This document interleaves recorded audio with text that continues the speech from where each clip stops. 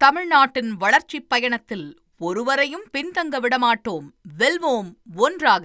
மதுரை அருகே அடகு கடை நடத்தி 300 சவரன் நகையோடு குடும்பத்துடன் தலைமறைவானவரின் தாயார் பொங்கல் பரிசு பணம் வாங்க வந்தபோது சிக்கிக் கொண்டதால் பரபரப்பு ஏற்பட்டது. சோழவந்தான் அருகே இரும்பாடி பகுதியில் ஜீவானந்தம் என்பவர் கடந்த 8 ஆண்டுகளாக அடகு கடை நடத்தி வந்தார். அடகு வைக்கப்பட்ட 300 சவரன் நகையுடன் ஜீவானந்தம் குடும்பத்துடன் திடீரென தலைமறைவாகிவிட்டதாக கூறப்படுகிறது. இந்நிலையில் பொங்கலுக்கு வழங்கப்படும் 3000 ரூபாயை வாங்க ஜீவானந்தத்தின் தாயார் காரில் ரேஷன் கடைக்கு வந்துள்ளார்.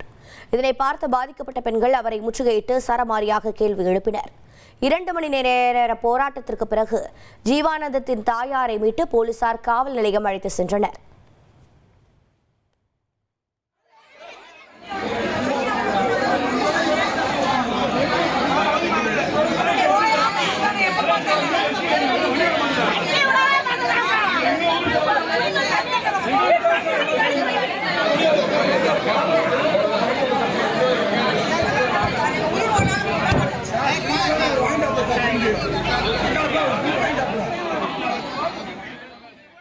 தமிழ்நாட்டின் வளர்ச்சிப் பயணத்தில் ஒருவரையும் பின்தங்க விடமாட்டோம், வெல்வோம் ஒன்றாக.